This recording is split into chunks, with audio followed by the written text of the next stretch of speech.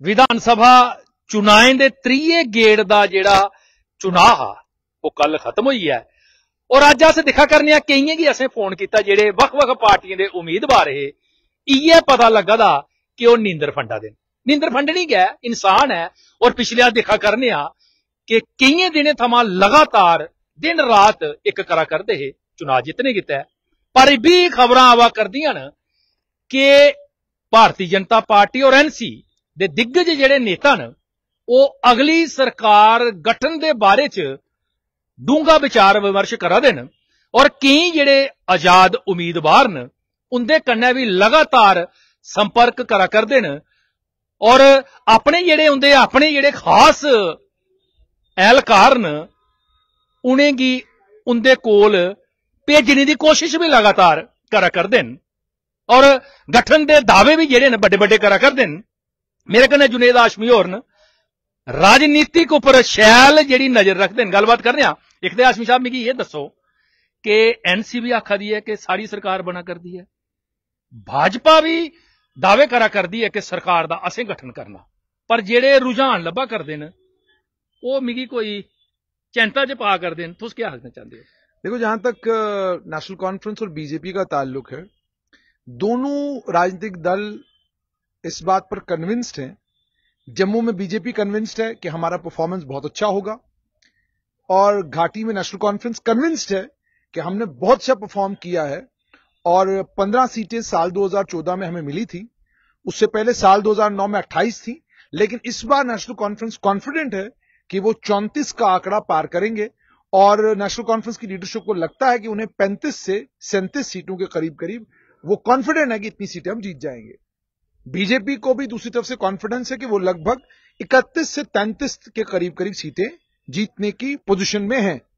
जीतेंगे या नहीं जीतेंगे वो तो 8 तारीख को पता चलेगा और 5 तारीख को एग्जिट पोल से थोड़ी बहुत तस्वीर साफ होगी। पर मैं लोगों से गुजारिश करूंगा कि एग्जिट पोल के नतीजों पर को गंभीरता से मत लीजिएगा।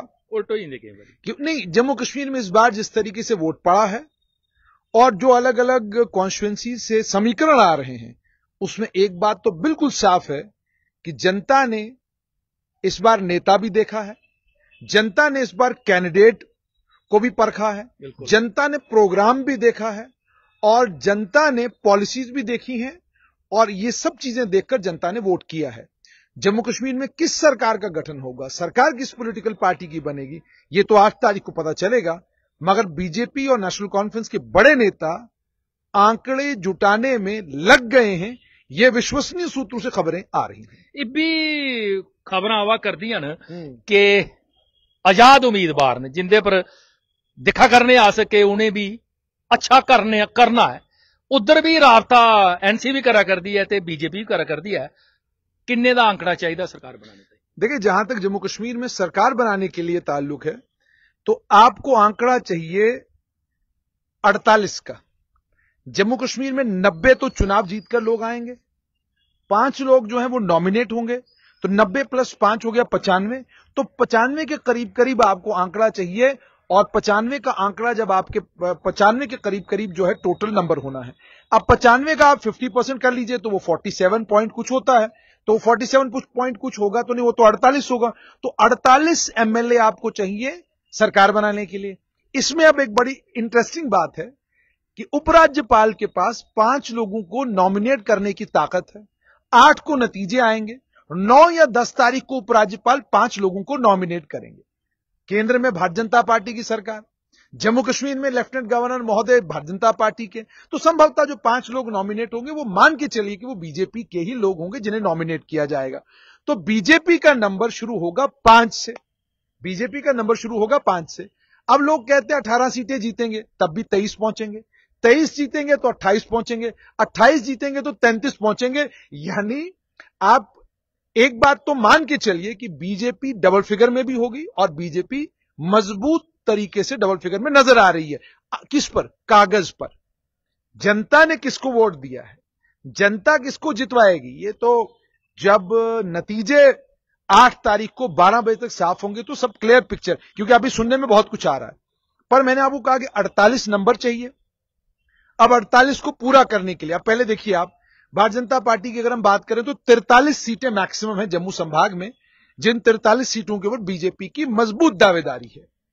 घाटी से कोई सीट जीतेंगे इसकी संभावना बहुत कम है, क्योंकि घाटी में बड़ा कड़ा मुकाबला है। करनाल की एक सीट है जिसके ऊपर बीजेपी की नजर है, क्योंकि वहां फकीर मोहम्मद खान इनके कैंडिडेट है, बड़े पोटेंशियल दावेदार मजबूत कैंडिडेट हैं, और हो सकता है वो कोई कमाल कर जाए वहां से। और गुरेज के ऊपर भी हो सकता है इनकी नजर हो, लेकिन वो तो जब चुनावी नतीजे आएंगे तब पता चलेगा। लेकिन अभी का ये कि 43 सीटें हैं, इन 43 सीटों में से 10 सीटें तो ऐसी हैं जिन सीटों के ऊपर साफ तौर पर नजर आता है कि बीजेपी मुकाबले में तो जरूर है, लेकिन जीतेगी इसकी संभावना थोड़ी कम है। जीत भी सकती है, कोई बड़ी बात नहीं, लेकिन संभावना कम है। अब 43 में 10 गए तो पीछे बचे आपके पास 33। अब 33 में से कहीं पर आपके खिलाफ कोई रेबल कैंडिडेट खड़ा हुआ है, किसी जगह आपके अंतर विरोध के कारण जो है आपको सीट का नुकसान हो सकता है, किसी जगह हो सकता है कि गतिरोध था, लास्ट मोमेंट तक किसको मैंडेट मिलेगा क्या होगा, उसके चलते कोई निर्दलीय उम्मीदवार जीतकर आ जाएगा।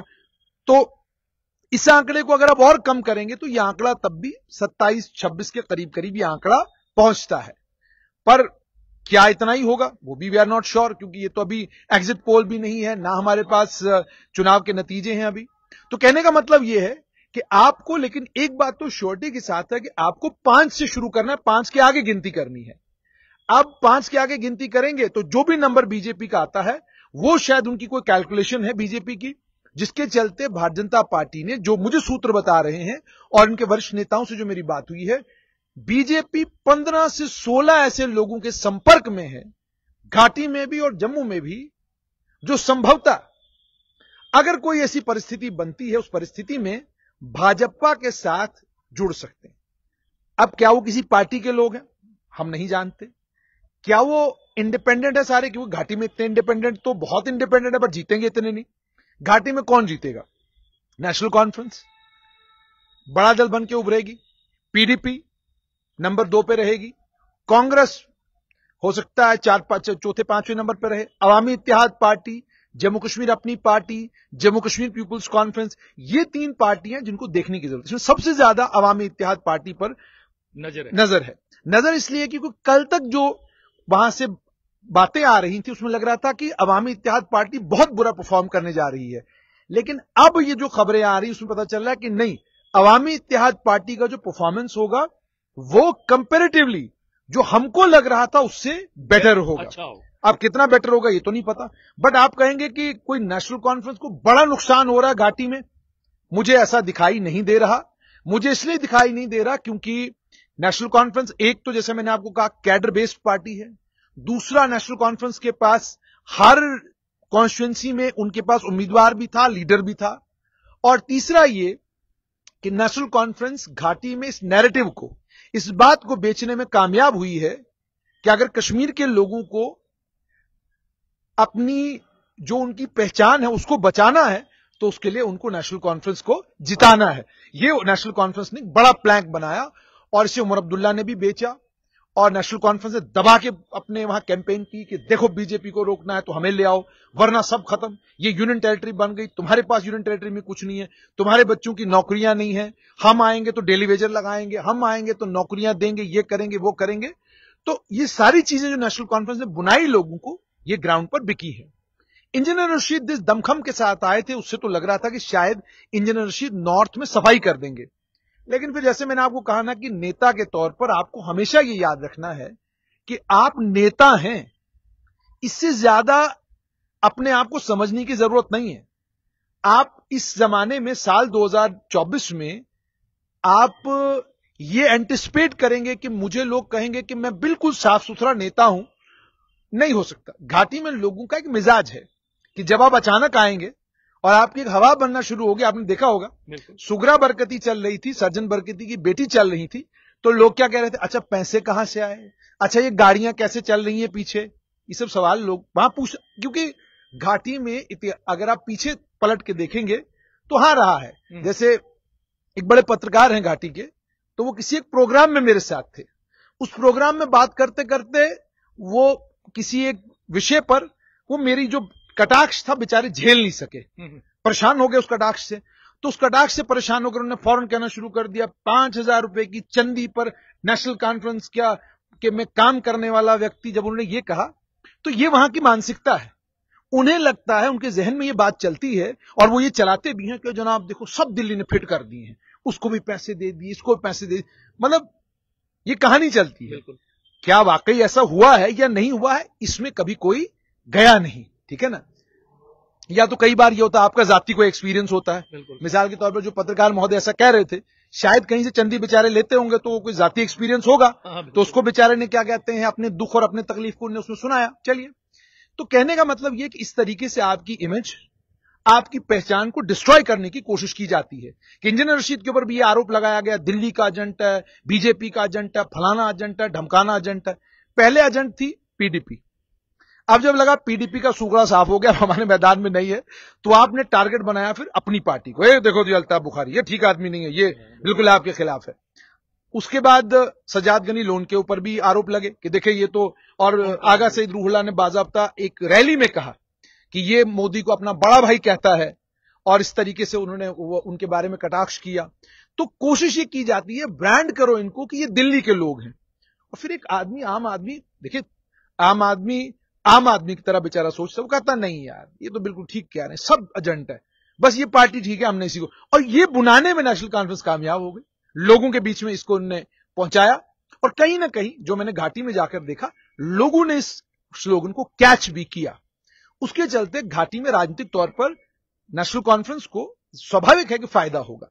लेकिन क्या इंजीनियर रशीद, अच्छा उसके बाद इंजीनियर रशीद से गलती यह हुई कि जब वो चुनाव अभियान में लग गए तो उन्हें कटाक्ष नहीं करना चाहिए था नेशनल कॉन्फ्रेंस की लीडरशिप के ऊपर, शेख मोहम्मद अब्दुल्ला के ऊपर, या घाटी के बाकी नेताओं को लेकर।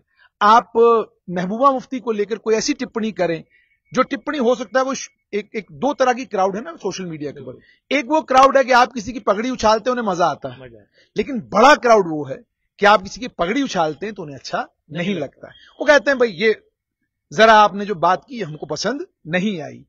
तो अगर उसको उन्होंने अवॉइड किया होता तो शायद इंजीनियर रशीद का परफॉर्मेंस बड़ा जबरदस्त होता, वो शायद डबल फिगर्स में आते। अभी वो सिंगल फिगर में रहेंगे, मुझे नजर आ रहा है, बिल्कुल सामने, बिल्कुल साफ है। जमात इस्लामी भी मुझे लगता है कि कुलगाम और कुछ एक कॉन्स्टिट्यूंसीज में अच्छा परफॉर्म करेगी, इतना बुरा वो भी परफॉर्म नहीं करेंगे। तो कुल मिलाकर बात की कि यही है वो सारी पार्टियां। लेकिन जो मेरी सूचना है उसके मुताबिक जाहिर सी बात है हर पार्टी में महत्वाकांक्षी लोग होते हैं, जो जब पार्टी में आते हैं तो उस वक्त उनको यह होता है कि एमएलए बन जाएं।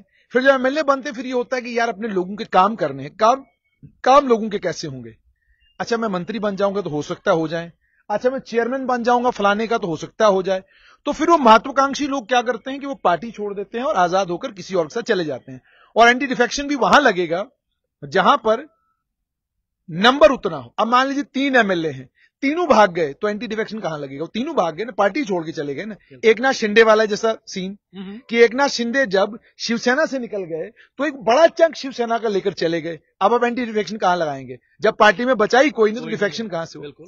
तो इस सूरत हाल में जो मेरी जानकारी उसके मुताबिक नेशनल कॉन्फ्रेंस आश्वस्त है कि हम आ रहे हैं, तो उन्हें संपर्क साधने की फिलहाल जरूरत नहीं, क्योंकि वो ऑलरेडी कांग्रेस उनके साथ है और इंडिपेंडेंट्स के साथ भी वो संपर्क कर रहे हैं। और इतना ही नहीं, उमर अब्दुल्ला की पार्टी जम्मू में जो लोग इंडिपेंडेंट जिनकी जीतने की संभावना उनके संपर्क में भी है, उनके साथ भी बातचीत कर रहे हैं, उनको भी कन्विंस कर रहे हैं कि आपको हमारे साथ रहना। सूत्र बता रहे हैं, सूत्र ये भी बता रहे हैं कि बीजेपी ने भी कोई कमी कसर बाकी नहीं रखी है। सभी आजाद प्रत्याशी जिनकी जीतने की संभावना उन तक पहुंच गए हैं, और इतना ही नहीं बल्कि एक दौर की बातचीत भी उनके साथ कर चुके हैं कि भैया क्या करना है, कैसे करना है, सारा सिलसिला होता है। यानी बीजेपी बिल्कुल गंभीर है कि हमको सरकार बनानी है। नेशनल कॉन्फ्रेंस बहुत सीरियस है कि हमको सरकार बनानी है। और जाहिर सी बात है नेशनल कॉन्फ्रेंस सीरियस है, और वो सीरियस भी इसी कॉन्फिडेंस पर है कि उनका नंबर अच्छा खासा आ रहा है। तो ये इस वक्त जो है समीकरण जम्मू कश्मीर में बने हुए हैं जो साफ तौर पर नजर आ रहे हैं। हाशमी साहब जियां कि अस दिखा करने ਜਾਂ ਜਿਹੜੀਆਂ ਖਬਰਾਂ ਤੋਂ ਆ ਕਰਦੀਆਂ ਸੂਚਨਾ ਤੋਂ ਆ ਕਰਦੀਆਂ ਕਿ ਅਗਲੀ ਸਰਕਾਰ ਜਿਹਦੀ ਵੀ ਬਣੂ ਗਠਬੰਧਨ ਦੀ ਬਣੂ। यूटी च गठबंधन ਦੀ सरकार बनाना और जम्मू कश्मीर च चलाना कुथू तक ठीक रहोगा। देखो जहां तक यूटी में गठबंधन की सरकार चलाना है, देखिए जाहिर सी बात है आप गठबंधन में अगर मान लीजिए नेशनल कॉन्फ्रेंस कांग्रेस का कोलिशन है और उन्हें 8-10 लोगों की जरूरत पड़ती है, तो संभवतः मेरा अपना रीडिंग है, हो सकता है गलत भी हूं मैं, लेकिन मेरी अपनी रीडिंग यह है कि इस बात को ध्यान में रखते हुए कि इसका इलेक्टोरल बेनिफिट मुझे हो सकता है, लोगों के बीच में जो पीडीपी की छवि खराब हुई है उसको ठीक किया जा सकता है, और पीडीपी का रिवाइवल हो सकता है घाटी में। हो सकता है महबूबा मुफ्ती गठबंधन को यह कहें कि आप सरकार बनाइए, हम आपको बाहर से समर्थन देंगे। यह एक पॉसिबिलिटी मुझे नजर है। तो उसमें फिर नेशनल कॉन्फ्रेंस को अगर उतना नंबर आया हो इन पार्टीज का, तब जाकर वो एक पॉसिबिलिटी है, वो तब जब उतना नंबर आया हो। तो एक तो पॉसिबिलिटी ये है। दूसरी पॉसिबिलिटी ये है कि जैसे सज्जाद गनी लोग नजर आ रहे हैं कि नाराज हैं दिल्ली से, अल्ताफ बुखारी भी कुछ रिग्रेट कर रहे हैं कि भाई मैंने भी, अगर वो भी रिग्रेट कर रहे हैं तो अंत मौके पे ये सज्जाद गनी लोन, अल्ताफ बुखारी, ये सब इकट्ठे हो जाएंगे, चलो मिलकर एक सरकार बनाते हैं, बीजेपी को रोकना है, बाहर रखना है। वो भी एक संभावना है, वो भी एक पॉसिबिलिटी है। अवामी इत्तेहाद पार्टी भी अपने स्टैंड से पलट सकती है और नेशनल कॉन्फ्रेंस का समर्थन कर सकती है। These are all possibilities. BJP के लिए सबसे बड़ी पॉसिबिलिटी यह है कि आप जम्मू संभाग में अगर 37 या 36 के आंकड़ा आपका अपने इंडिपेंडेंट्स के साथ और खुद सब कुछ मिल मिला के 37 के पास हो, और उसके बाद आप इस धर्म संकट में सारे जम्मू के जीतने वाले, मान लीजिए कोई जम्मू संभाग के इंडिपेंडेंट जीत कर आते हैं, आप डालें उनको धर्म संकट में, क्योंकि बीजेपी करेगी, उन्होंने कहना चाहिए हम हिंदू सीएम बनाने वाले, हम देखते हैं हमारे साथ कौन आएगा, उनका ना रहा। अब अगर उन्होंने ये कह दिया कि हिंदू सीएम, तो फिर जाहिर सी बात है जो जहां से जीता होगा उसको अपनी अपनी कॉन्स्टिट्यूएंसी की फिक्र पड़ जाएगी कि भाई देखो इन्होंने हमें बुलाया तो है, हम गए नहीं, तो अब तो हमारे लिए परेशान। तो वो उस समय हो सकता है कि वो बीजेपी के पाले में आ जाए। और जैसे मैंने आपको कहा, लोग महत्वाकांक्षी होते हैं, वो राजनीति वाले में वो बात तो रही नहीं कि आप कहेंगे बड़े सैद्धांतिक लोग हैं। कोई सिद्धांत नाम की कोई चीज नहीं, सिद्धांत है ताकत। अगर सिद्धांत होते तो फिर लोग कांग्रेस को छोड़ के नहीं भागते, नेशनल कॉन्फ्रेंस को छोड़ के नहीं भागते, पीडीपी आज टूटती नहीं, और अलग अलग दलों से लोग भागकर जो है, या बीजेपी से जितने लोग निकलकर चले गए और चुनाव लड़ने लग गए, क्यों लड़े? सिद्धांत नाम की कोई चीज नहीं है। जब आप पावर में होते हैं तो आप पावर में रहना चाहते हैं, आप इसलिए नहीं आए हैं। पहले एक जमाना था कि जब लोग राजनीति में आते थे सेवा भाव से, आज लोग आते पावर के लिए। तो जब आप पावर के लिए आए तो आप रुकेंगे क्यों? आप क्यों करेंगे कि भाई गुलाम नबी आजाद मुझे फोन करके जो कहेंगे वहीं जाऊंगा? नहीं, आप कहेंगे आजाद साहब ठीक है, आपका अच्छा है, हम आपकी पार्टी में रहे, लेकिन अब चूंकि हमारा एक मौसम बना है तो हम यहां चल पड़े। तो ये मुझे लग रहा है कि ये कुछ पॉसिबिलिटीज हैं। नेशनल कॉन्फ्रेंस बीजेपी के बीच में अलायंस होगा, इसकी प्रोबेबिलिटी 40-45% के करीब करीब है। 40-45% पॉसिबिलिटी है कि नेशनल कॉन्फ्रेंस और बीजेपी का अलायंस हो सकता है। मगर फिर दिक्कत उमर अब्दुल्ला के लिए क्या, क्यों वो अलायंस नहीं करेंगे? नंबर 1, आगा सैयद रूहुल्ला। आपने आगा सैयद रूहुल्ला को सभी कॉन्स्टिट्यूएंसीज में घुमाया, क्योंकि आगा सैयद रूहुल्ला जब चुनाव जीते तो आपने उनको बनाया है अपना एम्बेसडर कश्मीर में, कि देखिए जनाब हम बीजेपी के साथ नहीं जाएंगे। क्यों? क्योंकि आगा सैयद रूहुल्ला ने साल 2014 में भी नेशनल कॉन्फ्रेंस की मुखालफत की थी, कहा था कि अगर आप बीजेपी के साथ गए तो मैं पार्टी छोड़ दूंगा। उसके बाद जब सरकार गिरी और यहां दोबारा सरकार बनने की अटकनें लगने लगी और कुछ लोगों ने कहना शुरू कर दिया शायद नेशनल कॉन्फ्रेंस बीजेपी का अलायंस होगा, फिर आगा सैयद रूहुल्ला ने कहा अगर आपने सरकार बनाई तो मैं पार्टी छोड़ के चला जाऊंगा। उसके बाद वो एमपी का चुनाव जीते, अब वो मेंबर पार्लियामेंट है, और उसके बाद उन्होंने हर कॉन्स्टिट्यूएंसी में फिरकर एक ही बात कही है कि मैं आपको गारंटी देता हूं कि नेशनल कॉन्फ्रेंस बीजेपी के साथ नहीं जाएगी, गई तो सबसे पहले मैं पार्टी छोड़ दूंगा।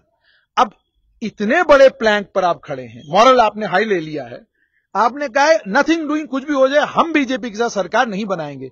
हालांकि राजनीति में कुछ भी सुंदर जी ना, एक मतलब मैं ये मानता हूं, और ये राजनेताओं को ये बात समझनी भी चाहिए, ये मोरालिटी नाम का जो ये शब्द है, इसको आप राजनीति से ना बाहर ही निकाल दीजिए।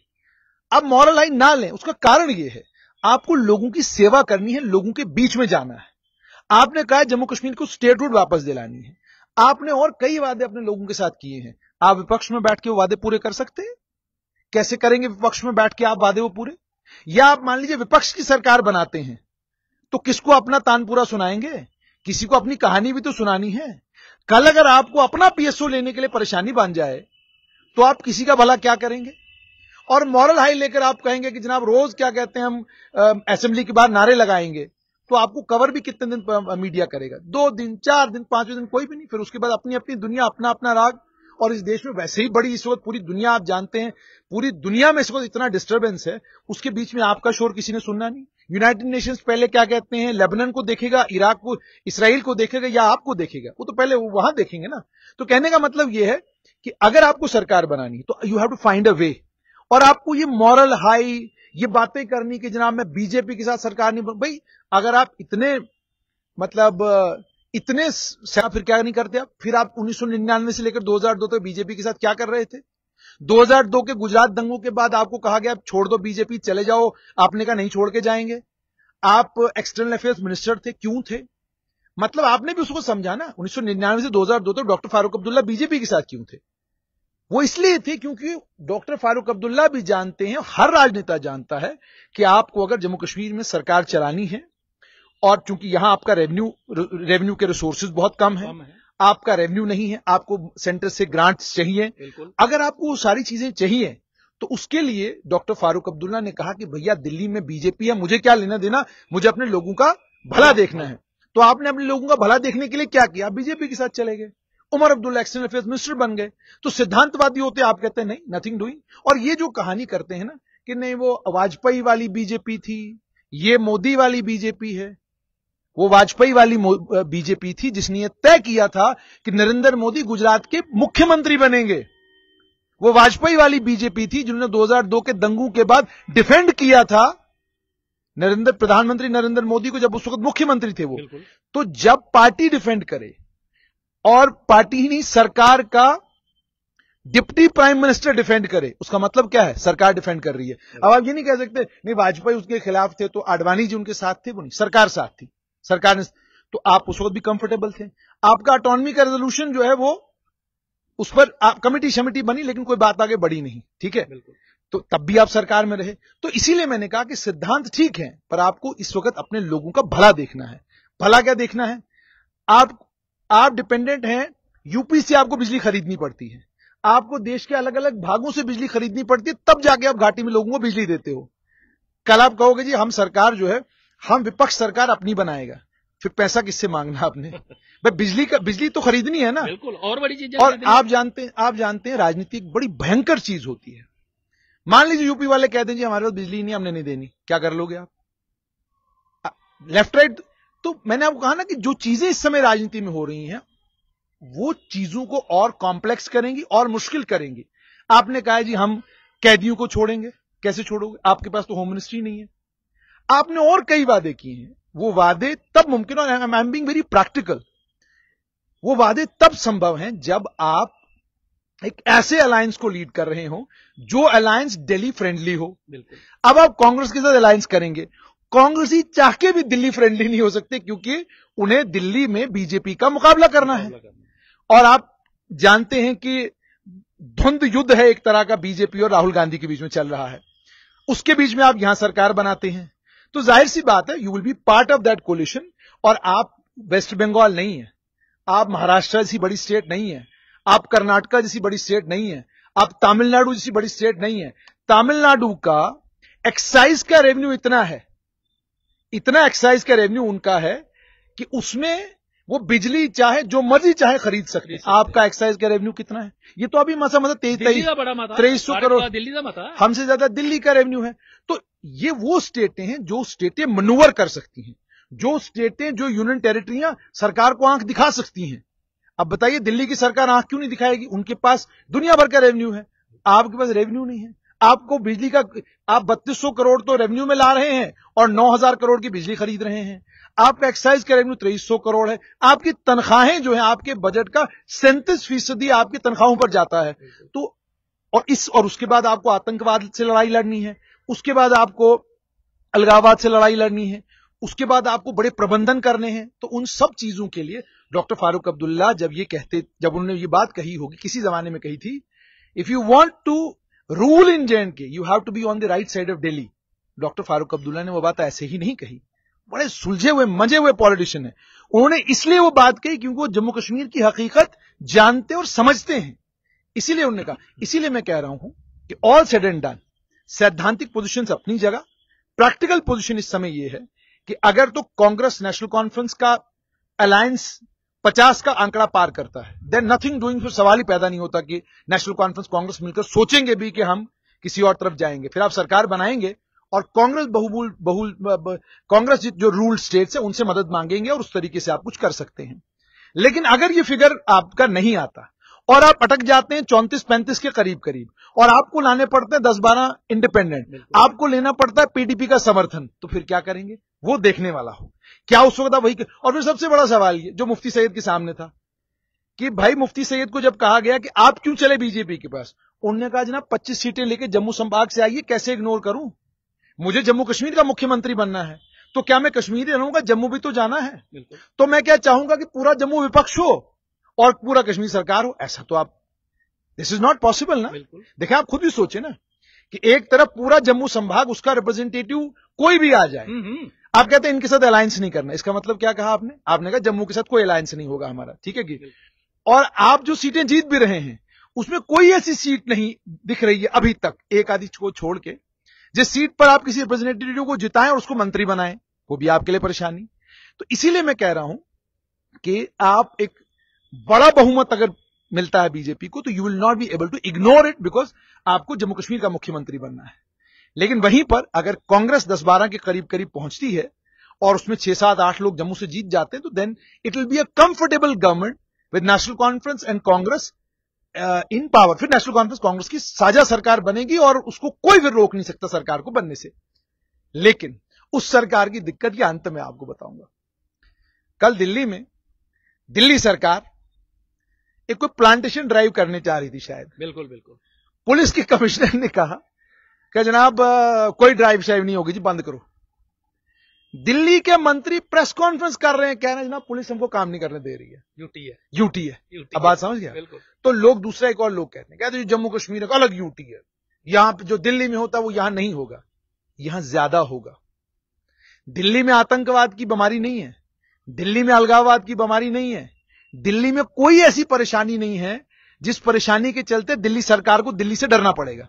दिल्ली सरकार दिल्ली से डरती थोड़ी है भाई। अरविंद केजरीवाल के ऊपर कोई भी आरोप लगाओ कि ये तो नहीं कह सकते अलगाववादी है, ये तो नहीं कह सकते आतंकवाद का समर्थक है, कोई ऐसा आरोप तो लग नहीं सकता उसके ऊपर। तो इसका मतलब क्या है? इसका मतलब यह कि आपके पास जो स्पेस है वो भी बहुत कम है, बहुत थोड़ी सी स्पेस है यहां पर आपके लिए ऑपरेट करने के लिए। तो कहने का मतलब यह कि यहां ऑलरेडी पुलिस जो है वो आतंकवाद और अलगाववाद से लड़ाई लड़ रही है, ठीक है जी।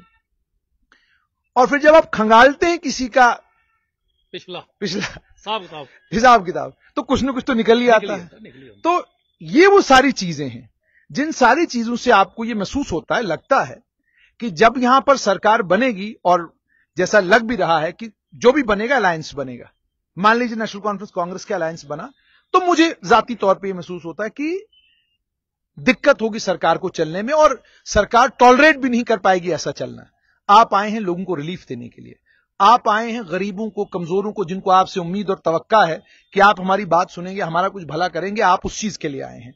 तो जब आपका मकसद है उनका भला करना और आप कुर्सी पे बैठकर भी खुद को अपाहिज महसूस करें, आप कुर्सी पे बैठ के भी ये महसूस करें कि यार I am unable to do something for the people, तो फिर एक सैद्धांतिक आदमी यही करेगा कि अपना इस्तीफा उठाएगा कि जनाब ये लो इस्तीफा, मैं चला, जब मैं अपने लोगों का भला ही नहीं कर सकता तो मुझे इस कुर्सी का करना क्या, क्योंकि ये दिल्ली तो है नहीं, ये जम्मू कश्मीर है, ये आतंकवाद है, बड़ियां लोग तांगा बड़ियां और उम्मीदें। मैं कहता हूं इतना लोग, घाटी के लोग इसलिए इस वक्त जोश के साथ बाहर निकले हैं कि यार कोई रिलीफ मिलेगा थोड़ा सा, यार हमारा अपना नुमाइंदा होगा, कोई हमारी बात करेगा, हमारे बच्चों की नौकरियां लगेंगी, हमारे बच्चों का ये होगा, हमारे बच्चों का वो होगा और हमारा भला होगा, कुछ अलग सा हम जम्मू कश्मीर में देखेंगे, ये लोगों की उम्मीदें हैं।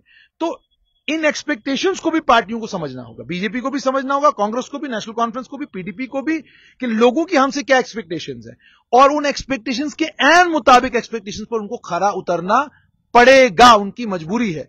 और मैंने जैसे सीधा कहा सागर साहब कि सिद्धांत, प्रिंसिपल्स पर राजनीति करनी हो तो फिर आज के दौर में आप राजनीति नहीं कर सकते, फिर आपको राजनीति से संन्यास लेकर घर बैठ जाना चाहिए।